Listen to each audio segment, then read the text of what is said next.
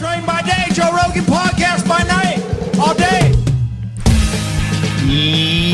Yes, ladies and gentlemen, welcome back. Randall Carlson, how are you, sir? I'm doing well, Joe. You freaked out the entire podcast population the last time you were here with your stories of cataclysmic disasters and the ramifications of asteroidal impacts, and just the evidence that you presented was a real mindfuck, as it were.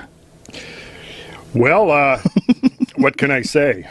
I apologize to all the listeners out there that might have had nightmares. No worries. Okay. I knew that was going to be the case, though. I knew after the first time I met you, we had that long conversation in Atlanta. Mm-hmm. I knew once you sat down for 3 hours on a podcast and opened up about that stuff, it was really going to uncork a lot of people's domes.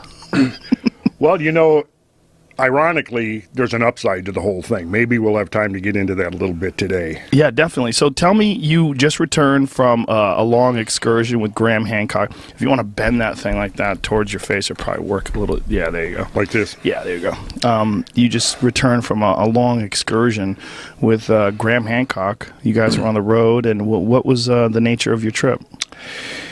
Well, I was taking Graham on a tour, showing him some landscapes. I could call them the landscapes of catastrophe, because he's doing his sequel to Fingerprints of the Gods.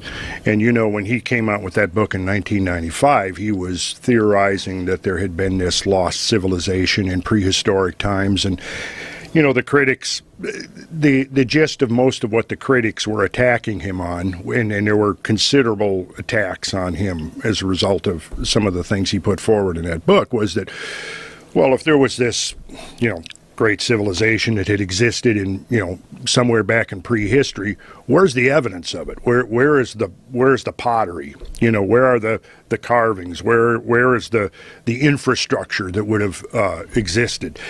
And you know, I don't know if he really had an answer for that, other than the fact that, you know, there had been cataclysmic events that had intervened between then and now.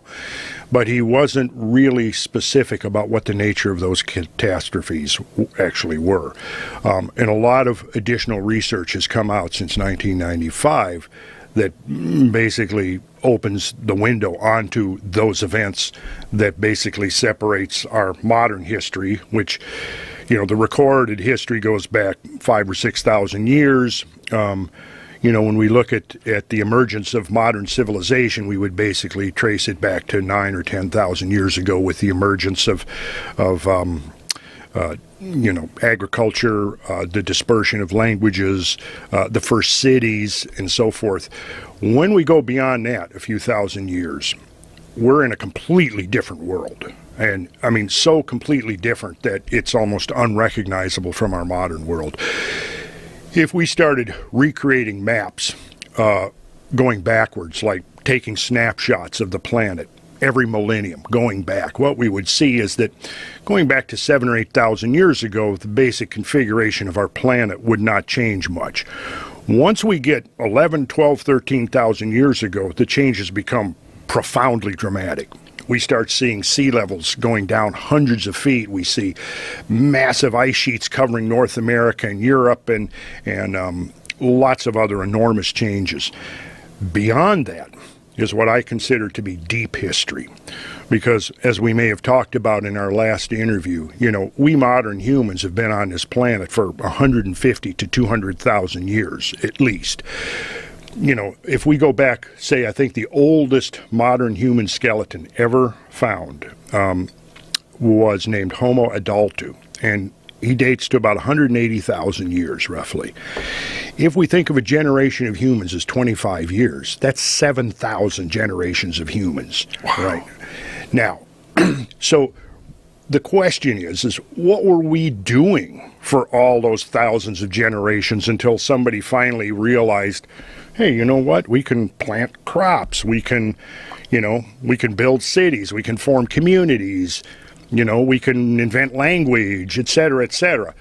Well, my contention is, and I think the evidence that's accumulating supports this interpretation, that what we're really seeing 7, 8, 9,000 years ago is not the origins of civilization, but the rebooting of civilization. You see what I'm saying? And when we go back and we realize that modern history is separated from deep history by this extraordinary series of events that transpired between about 11 and 13 or 14,000 years ago, once we begin to recognize how extreme these events were in remodeling our planet, totally remodeling our planet, it then becomes obvious to us why there is not a lot of hard evidence for whatever went on prior to these events.